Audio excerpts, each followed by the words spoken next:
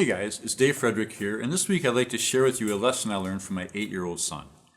A number of years ago, he came to me and told me that he was going to go on a trip to the Yukon. Now, we were big fans of the comic strip Calvin and Hobbes at the time, and Calvin often went to the Yukon, so my son decided he wanted to do that also. So one day, I think it was a Saturday, he came to me and said, "Dad, we're going to the Yukon." He had talked his sisters into going with him, and I said, "Well, okay, that's fine, have fun," thinking that they were going to go do something in the backyard or something.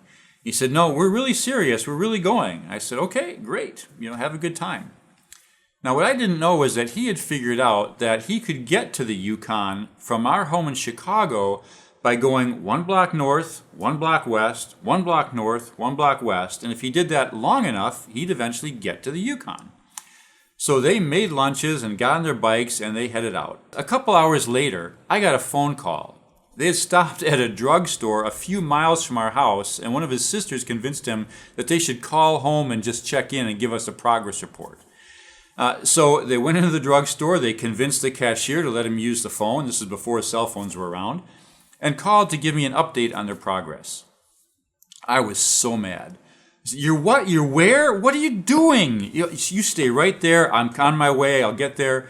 I was fuming. So I hopped in the car and I raced over there.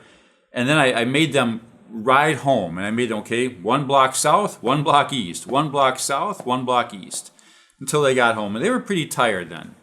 But all the time, I was trying to figure out, now, what do I do with this? Because he hadn't really done anything wrong. He had asked for permission, and I gave it, totally not understanding what I was doing, obviously.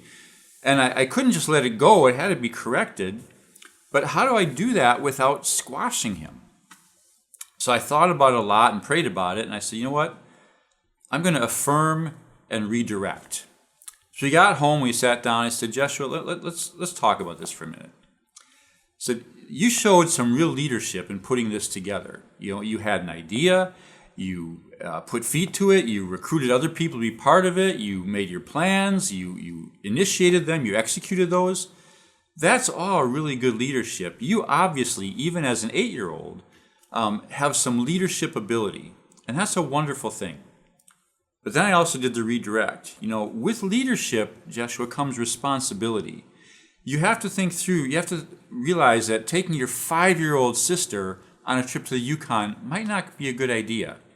And you need to go the extra mile to really explain to the people around you what you're talking about, So we had a good conversation about it, and it was a powerful one that didn't crush him, but really began to shape his understanding of who he was and shape his thinking about how God had made him. It was a powerful time. It's one of those stories that's been told in our family now many years, many times over the years. Now, fast forward to today, my son has grown and he's a good leader. He's involved in leadership. He's a really good one, and he's living out what we saw on his trip to the Yukon. But on my end, I realized that shaping how people think about themselves, shaping their self-awareness, and showing them how to express that in a really powerful, healthy way is one of the best things that you can do as a leader. It'll have one of the biggest impacts on the people around you, and it will release them to fly, to function in the way God has made them. So I want to encourage you, when you see things, even problem things or people doing things wrong, look for the good. Look for the thing that you can affirm and then try to redirect it rather than just squash it. It'll have a powerful impact on the people around you.